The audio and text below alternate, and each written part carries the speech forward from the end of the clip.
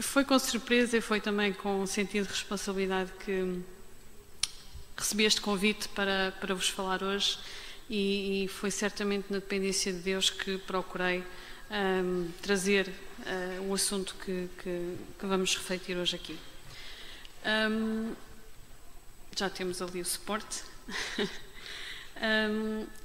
Quando a irmã Ida falou comigo, ela falou-me sobre a possibilidade de refletirmos aqui um bocadinho sobre o tema de comprometidas com Cristo num mundo leviano.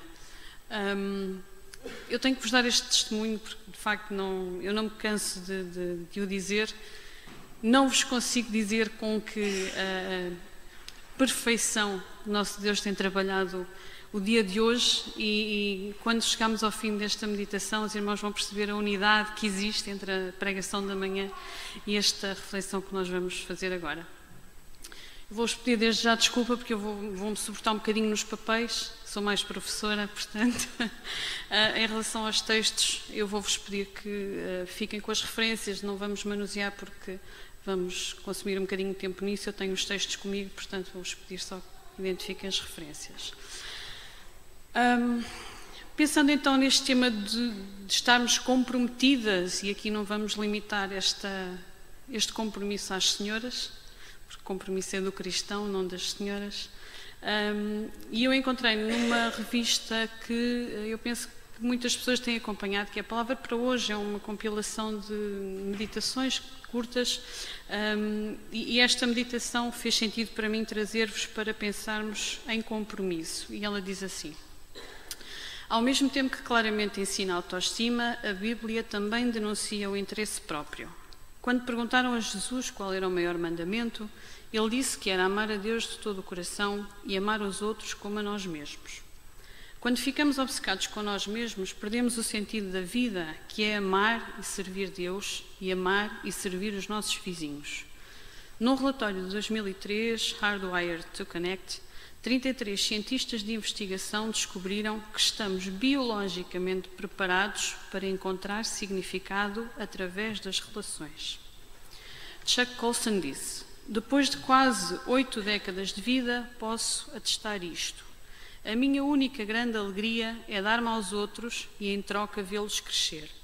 Não pode descobrir isto sem compromisso. Aprendi isto em primeiro lugar com os meus pais, ao vê-los cuidar dos meus avós que estavam a morrer em casa. Mais tarde, vi-o no corpo de fuzileiros. Não podem sair para o combate a comandar 45 homens como eu fui treinado para fazer, se não estiverem comprometidos uns com os outros. Vão acabar por morrer se o homem ao vosso lado não vos der cobertura. Sem compromisso, as nossas vidas individuais são áridas e estéreis. Sem compromisso, as nossas vidas ficam sem sentido e sem propósito. Depois de pensarmos em compromisso, eu gostava que pensássemos agora um bocadinho a respeito dos sinais de compromisso. E aqui eu vou recorrer aos audiovisuais. Eu não vos consigo também explicar mais uma vez. Costuma-se dizer a private que existe entre mim e Deus neste momento por causa deste slide que eu vos trago. Estou a pensar aqui nos clubes de futebol, de facto, e gostava de começar por dizer que a ordem pela qual os símbolos aparecem é arbitrária. Não há aqui implicações clubísticas. Mas, de facto, o pastor estava a perceber. Os símbolos são um bocadinho...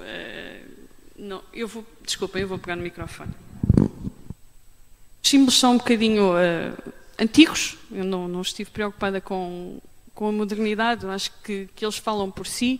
É um facto que estes sinais são utilizados para comunicarem ao exterior, porque é isto que os símbolos fazem, os símbolos falam com o exterior, com os outros, a respeito da nossa identificação com uma ideologia partidária, com Estão a falhar as palavras. Com um clube desportivo, com uma forma de arte ou expressão cultural. Eu pedi ao Tiago para avançar.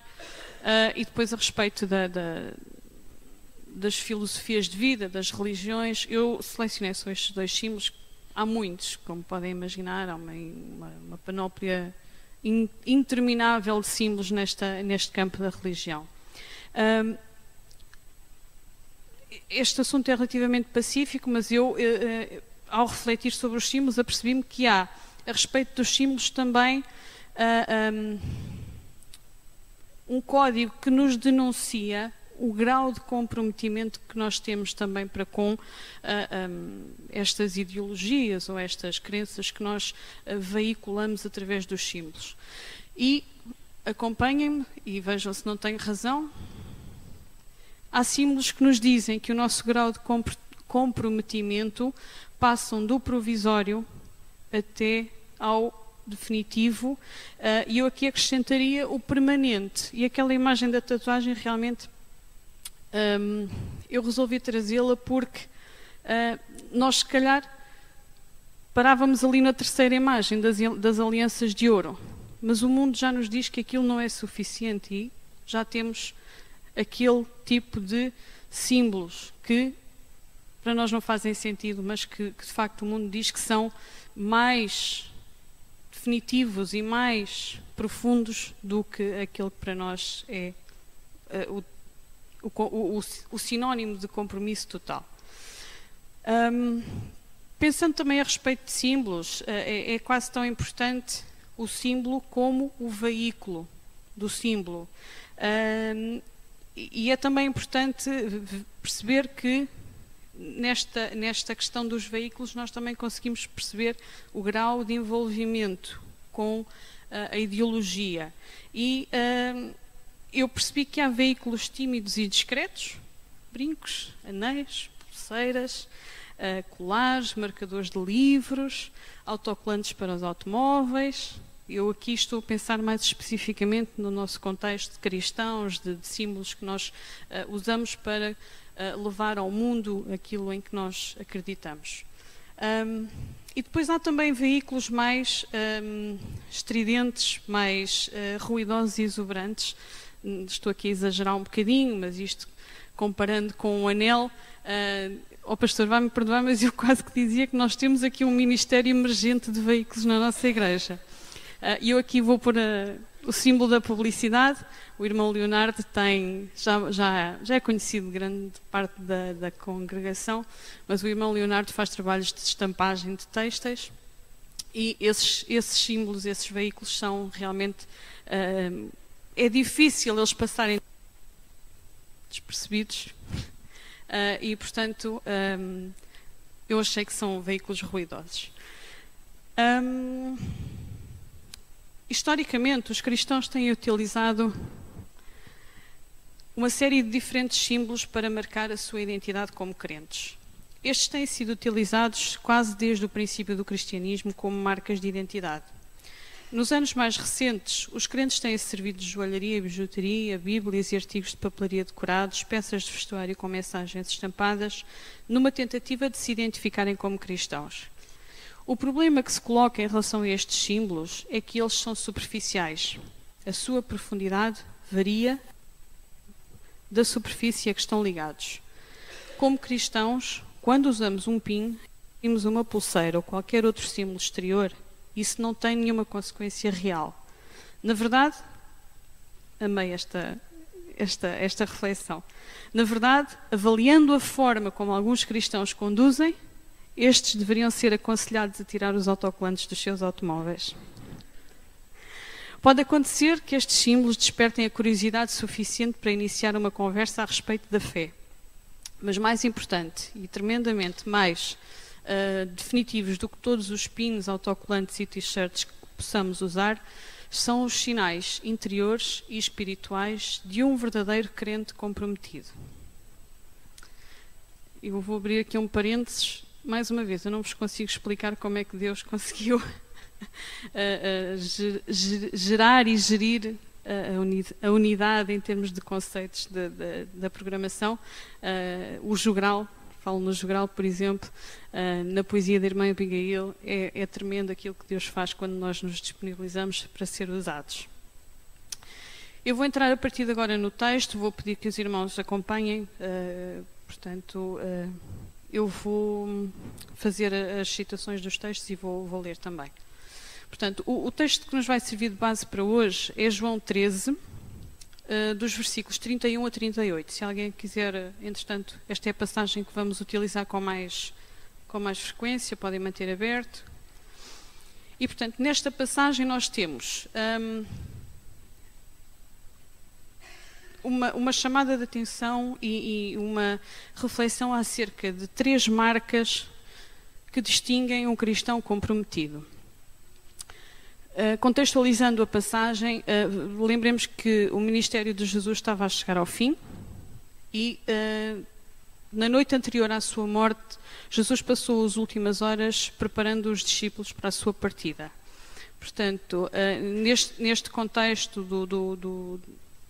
de João 13, estamos na altura em que Jesus tinha despedido Judas da sua presença eternamente e quando Judas se retirou, Jesus proferiu um discurso de despedida para os restantes discípulos e diz a palavra: tendo ele, pois, saído, disse Jesus: agora é glorificado o Filho do Homem e Deus é glorificado nele.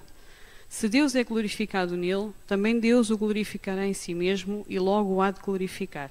Filhinhos, ainda por um pouco estou convosco. Vós me buscareis, mas como tenho dito aos judeus, para onde eu vou, não podeis vós ir. Eu vos o digo também agora. Um novo mandamento vos dou, que vos ameis uns aos outros como eu vos amei a vós, que também vós uns aos outros vos ameis. Nisto todos conhecerão que sois meus discípulos, se vos amardes uns aos outros. Disse-lhe a Simão Pedro: Senhor, para onde vais? Jesus lhe respondeu: para onde eu vou, não podes agora seguir-me, mas depois me seguirás. Disse-lhe Pedro: por que não posso seguir-te agora? Por ti darei a minha vida. Respondeu-lhe Jesus: tu darás a tua vida por mim? Na verdade te digo que não cantará o galo, enquanto não me tiveres negado 3 vezes.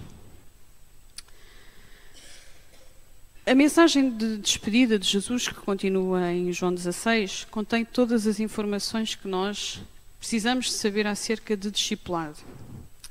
Na realidade, a base dos ensinamentos de Paulo a respeito de discipulado é extraída deste excerto de João. Logo, estas últimas palavras de Nosso Senhor na sua última noite com os seus discípulos são fundamentais e estratégicas para o nosso entendimento a respeito do que Cristo espera de nós enquanto crentes. Em primeiro lugar, o cristão comprometido está preocupado e absorvido com a glória do seu Senhor. O propósito pelo qual existimos é o de dar glória a Deus. Portanto, esta é a primeira marca de um cristão comprometido. O cristão comprometido está apenas preocupado em viver para dar glória a Deus. Ele não está ocupado consigo próprio. Ele não está preocupado com a sua própria glória. Ele não está concentrado naquilo que lhe pode trazer glória a si próprio. A sua maior preocupação é a glória do seu Senhor. Ele vive para que cada coisa que faça traga glória ao seu Senhor. Ele percebe que não interessa o que as pessoas possam pensar a seu respeito. Só importa que elas glorifiquem a Deus. A sua vida reflete os atributos de Deus e Deus é louvado pela forma como este vive. Quando Judas partiu, Jesus disse: agora é glorificado o Filho do Homem e Deus é glorificado nele. Se Deus é glorificado nele, também Deus o glorificará em si mesmo e logo o há de glorificar. Filhinhos, ainda por um pouco estou convosco, vós me buscareis, mas como tenho dito aos judeus, para onde eu vou, não podeis vós ir. Eu vos-lo tenho dito também agora. O Deus encarnado, Jesus Cristo, tinha vindo à Terra em humildade. A manifestação integral da sua glória tinha sido limitada e Jesus sujeitou-se a si próprio à imperfeição humana, embora nunca tivesse pecado. Durante 33 anos, a sua glória foi contida em carne humana. No dia seguinte, Jesus estaria de novo na sua glória. Todos os atributos de Deus estariam visíveis em si. Com a sua glória vindoura em mente, Jesus faz 3 afirmações distintas. Agora é glorificado o Filho do Homem. Esta é uma grande declaração de antecipação. Judas já tinha posto tudo em movimento, já tinha sido pago pela traição e estava movimentando-se para que tudo fosse preparado. Dentro de algumas horas, Jesus e os seus discípulos iriam para o jardim do Getsemane, onde Cristo continuaria a ensinar. Lá, Judas iria entrar com os soldados e disputar os eventos que levariam à morte de Jesus.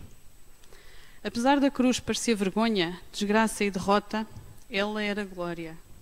Ao início, pode parecer difícil entender como é que a morte pode ser glória, sobretudo a morte por crucificação. Na sua morte, o Nosso Senhor experimentou o tipo de vergonha mais profundo: humilhação, acusação, insultos, difamação, escárnio. Ele morreu pendurado entre ladrões, recebendo a agonia do pecado e da separação de Deus. Mas apesar de saber que iria enfrentar tudo isto, Jesus podia dizer: agora é glorificado o Filho do Homem. Como é que poderia haver glória na cruz? Ali Jesus realizou o maior trabalho da história do universo. Com a sua morte, destruiu o pecado e derrotou Satanás. Ele pagou o preço da justiça de Deus e comprou para si mesmo todos os escolhidos de Deus. Ao morrer pelo pecado, ele transformou a sua vida num cheiro suave para Deus, num sacrifício mais puro e abençoado do que qualquer outro sacrifício alguma vez oferecido. E quando a justiça atacada de Deus e a lei transgredida foram totalmente concretizadas, Jesus terminou a sua obra dizendo: está consumado. Ele alcançou a redenção para todos os que acreditam, concretizou a justiça de Deus, reparou a lei quebrada e trouxe liberdade aos crentes. Em todo o céu e terra, nenhum outro ato é tão digno de louvor, honra e glória absoluta. Jesus faz uma segunda afirmação a respeito da glória. Não apenas ele foi glorificado, mas o Pai também foi glorificado nele. Deus é glorificado pelos detalhes do Evangelho. Quando Jesus disse: agora é glorificado o Filho do Homem e Deus é glorificado nele, Jesus estava a falar da sua morte, sepultamento, ressurreição, exaltação e nova vinda. Toda a glória de que Jesus falava manifestou-se nestas coisas. E estas coisas são a mensagem do Evangelho. Uma das maiores formas de darmos glória a Deus é proclamando o Evangelho.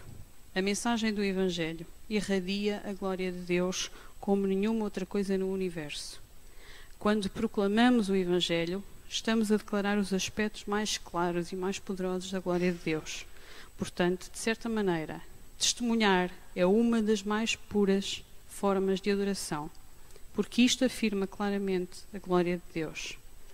A glória de Deus está envolta nos seus atributos: o seu amor, a sua misericórdia, a sua graça, a sabedoria, a omnisciência, a omnipotência, a omnipresença. Todos os atributos de Deus refletem e declaram a sua glória. Nós glorificamos a Deus quando, de alguma maneira, louvamos, reconhecemos, experienciamos ou exibimos os seus atributos. Quando somos exemplos do seu amor, por exemplo, nós glorificamos a Deus. Quando nós reconhecemos e nos submetemos à sua soberania, nós glorificamos a Deus. Na cruz, cada atributo de Deus manifestou-se de uma forma que nunca se tinha manifestado antes. O poder de Deus, por exemplo, tornou-se visível na cruz. Os reis da terra, os seus governadores, reuniram-se contra Deus e contra o seu Cristo. A terrível inimizade da mente carnal e a malvadez desesperada do coração humano pregaram Jesus a uma cruz. O ódio cruel de Satanás fez o seu maior esforço.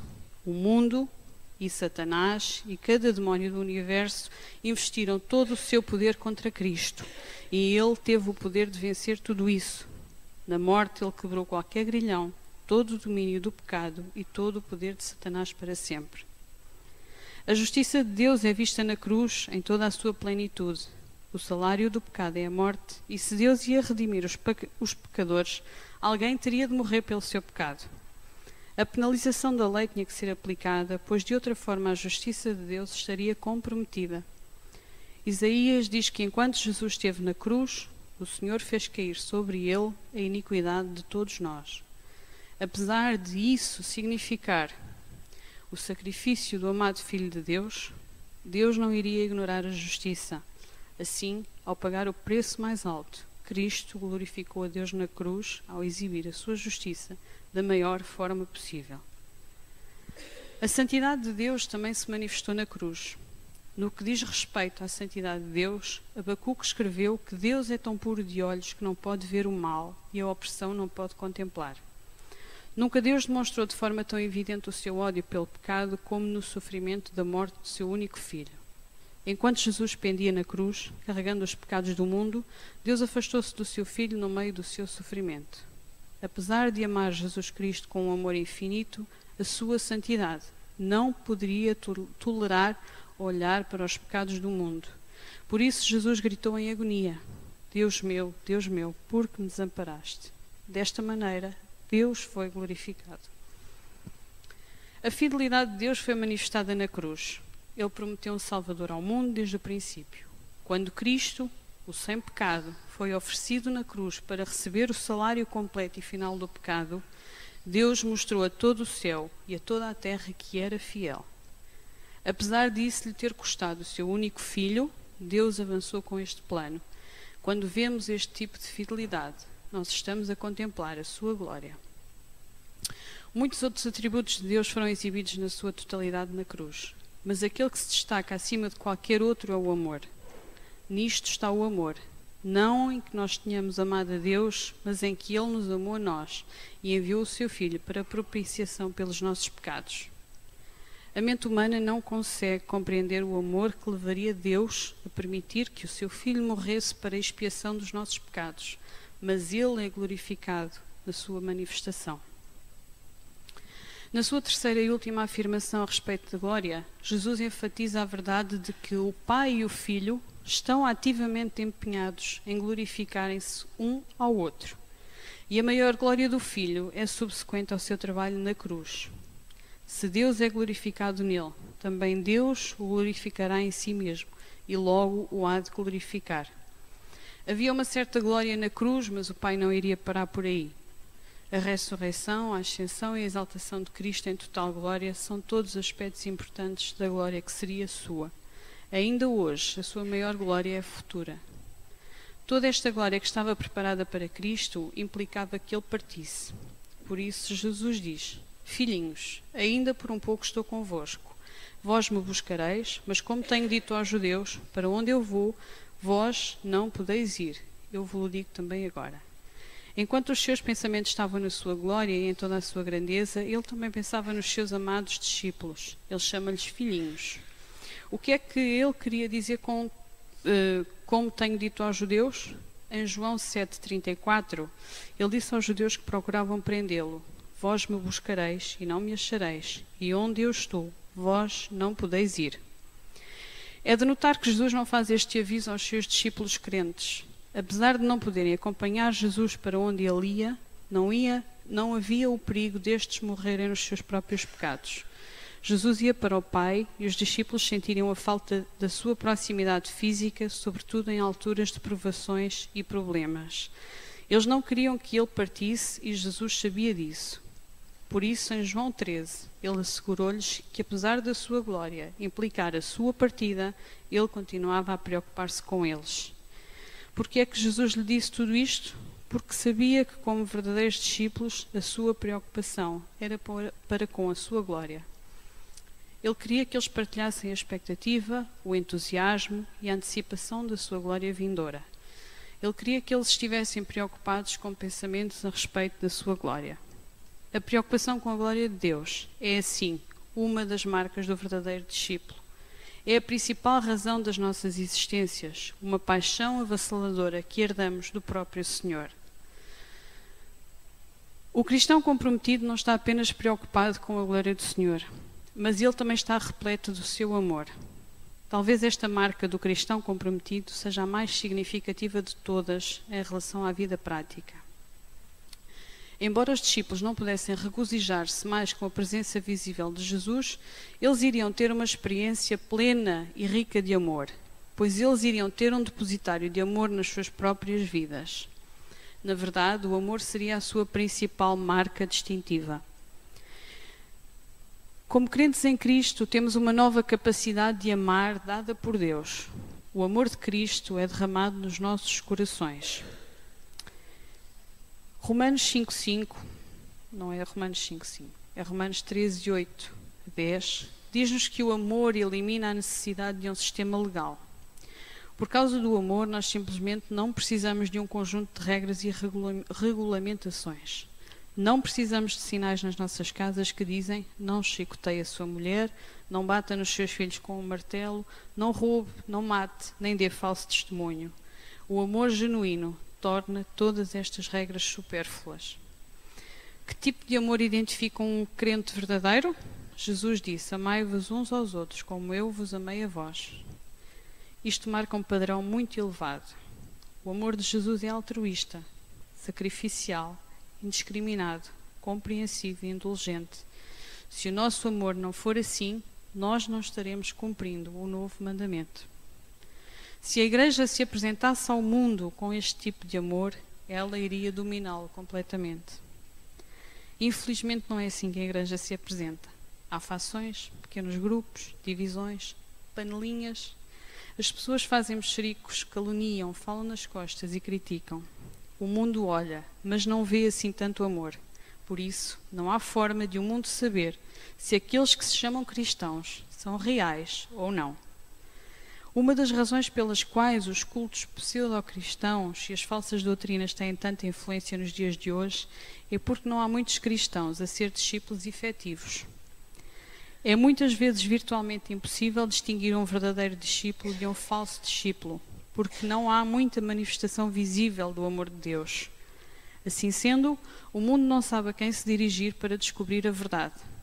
Quando a pessoa comum olha para o espectro do cristianismo e tudo o que ele implica, fica perplexa. Aqueles que à sua volta se dizem cristãos parecem não ter nenhuma marca característica e parecem até ser mais deficitários em amor do que em qualquer outra característica. Lembrar-se-ão que no início de João 13, Jesus ensinou os discípulos ao lavar os seus pés que a chave para o amor é a humildade. Vejamos de que forma o amor está tão ligado à humildade. Se eu não amo, é porque eu sou orgulhoso. E Deus odeia um coração orgulhoso. Aqueles que são orgulhosos não têm capacidade para amar. Em Filipenses 2, versículos 3 a 4, Paulo diz: nada façais por contenda ou por vanglória, mas por humildade. Cada um considere os outros superiores a si mesmo. Não atente cada um para o que é propriamente seu, mas cada qual também para o que é dos outros. Foi exatamente isso que Jesus fez, e foi assim que ele ensinou os seus discípulos a amar. Como poderemos manifestar amor visivelmente? Em primeiro lugar, podemos admitir quando fomos incorretos com alguém. Se nós estivermos na disposição de ir ao encontro de alguém com quem não agimos corretamente para corrigirmos a situação, isso mostra que não queremos ser cristãos comprometidos. E todo o corpo de Cristo será incapacitado por causa desta nossa indisponibilidade para amar. Muita da amargura no seio da Igreja não tem nada a ver com diferenças doutrinárias. A sua origem pode ser identificada numa falta de amor fundamental e numa falta de disponibilidade para aceitar a humildade que o amor exige. Uma segunda forma de mostrar amor é ao perdoarmos aqueles que foram incorretos connosco, quer nos tenham pedido ou não. Independentemente da gravidade da ofensa que sofremos, o amor exige que nós a perdoemos. Jesus perdoou aqueles que escarneceram, que o cuspiram e que o crucificaram. As ofensas que habitualmente sofremos parecem insignificantes quando comparadas com o que ele sofreu. E, no entanto, Jesus estava imediatamente pronto para perdoar. As Escrituras são claras e inflexíveis quanto a este princípio do perdão incondicional. Queremos mesmo sustentar um testemunho de amor neste mundo? Então aceitemos o que estiver no nosso caminho, louvemos ao Senhor e deixemos o seu amor chegar àqueles que nos ofenderam. Este tipo de amor irá abalar o mundo. O amor real é penoso e aqueles que realmente amam terão de suportar sacrifício. Mas enquanto nos sacrificarmos neste mundo, estaremos ganhando tremendamente no plano espiritual. E estaremos mostrando a marca mais visível, prática e óbvia de um verdadeiro discípulo. Uma terceira marca do cristão comprometido é a lealdade. Esta está mais implícita do que expressa no contexto de João 13. Ainda assim, está incluída numa ilustração maravilhosa de Pedro, que vacilou com muita frequência, mas que por fim provou ser um crente genuinamente comprometido e um verdadeiro discípulo. Com ele podemos aprender um bom número de princípios altamente práticos que podem fazer a diferença nas nossas vidas. O discipulado consiste numa lealdade mais do que prometida. Ele deve ir para além do que fazer um voto a Deus, coisa que nós fazemos frequentemente e sem hesitações. O discipulado exige uma lealdade praticada, uma lealdade operacional e funcional que suporta qualquer tipo de pressão. Toda esta circunstância da partida de Jesus deverá ter perturbado Pedro profundamente. Ele não suportava a ideia de Jesus partir. Mateus 16, 22 mostra-nos perfeitamente a forma intensa com que Pedro detestava a ideia da morte iminente de Jesus. Jesus tinha predito a sua crucificação e ressurreição e Pedro chamou Jesus à parte e começou a contestá-lo. Esta foi uma atitude egoísta e de teimosia por parte de Pedro, que não queria que Jesus lhe fosse tirado em nenhuma circunstância.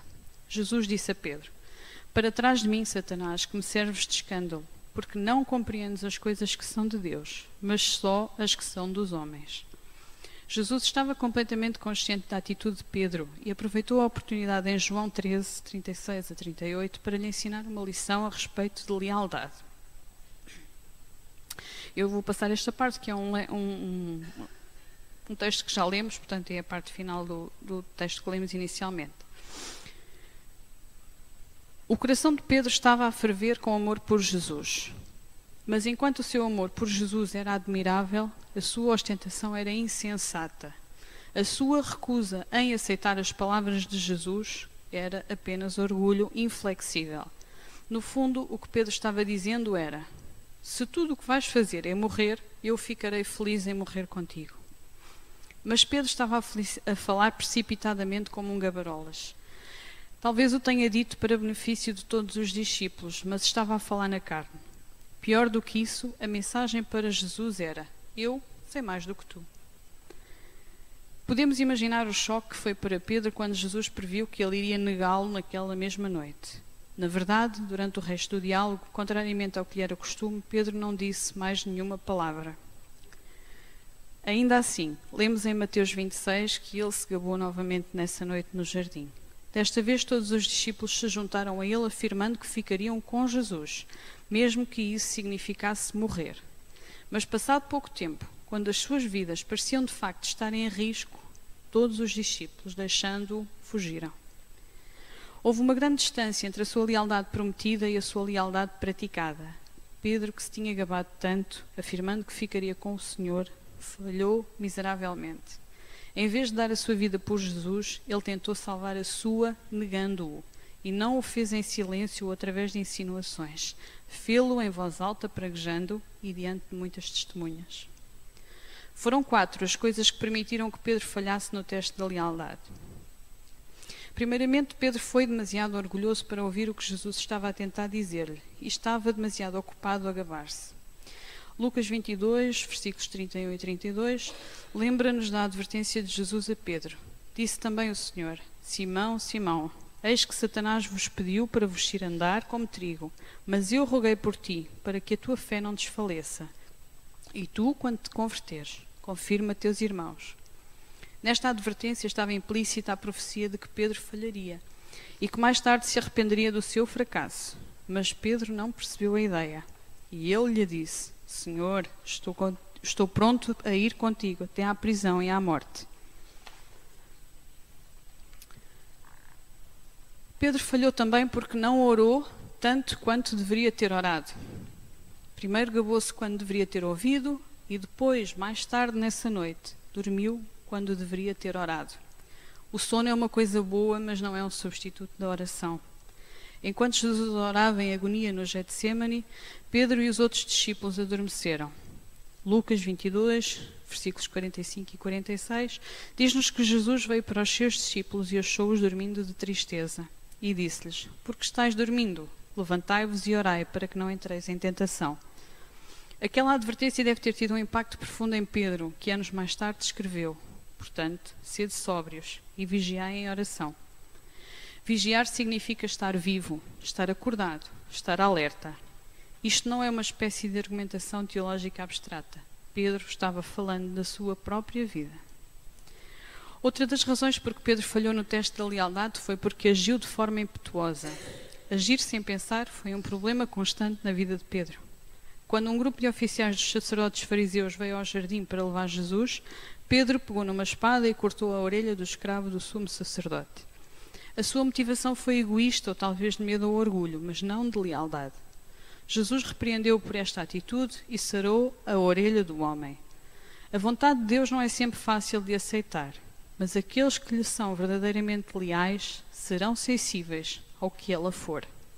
Pedro poderá ter pensado que estava a ajudar na causa de Deus, mas na verdade ele estava totalmente abstraído em relação a tudo o que Deus estava a fazer, e as suas atitudes impetuosas estavam, na verdade, a interferir com o plano de Deus e a conduzi-lo à sua própria queda.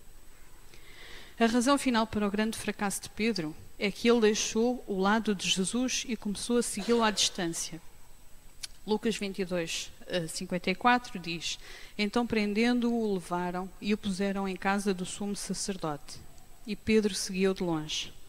Este foi provavelmente o pior erro de todos. Aqui vemos a consequência lógica de todas as fraquezas de Pedro, a cobardia. Ele tinha-se gabado de forma insensata a respeito da sua disponibilidade para morrer. E quando teve a oportunidade, pela primeira vez em todo o seu relacionamento, Pedro fugiu da proximidade com Jesus. De repente, Pedro estava sentado no meio dos escarnecedores. O versículo 56 de Lucas 22 diz-nos que uma rapariga de servir o reconheceu como seguidor de Jesus e o denunciou. Pedro, que até ali se tinha gabado tão entusiasticamente da sua lealdade, passou a negar ter conhecido Jesus com a mesma intensidade.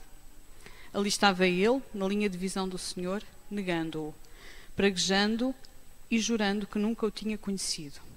Quando o galo cantou, Jesus voltou-se e olhou para Pedro, e Pedro lembrou-se. A sua vergonha era tão grande que tudo o que ele conseguiu fazer foi fugir e chorar amargamente. E quanto à nossa lealdade? O que é que prometemos a Jesus? Que o amaríamos? Que o iríamos servir? Que seríamos fiéis, que não o negaríamos, que abandonaríamos o pecado, que viveríamos e morreríamos por ele? Ou daríamos testemunho ao nosso vizinho? Como é que nos temos saído? Temos-nos gabado demasiado? Temos orado menos do que devíamos? Temos agido depressa demais? Temos seguido demasiado ao longe? Quantas promessas fizemos a Deus e nunca cumprimos?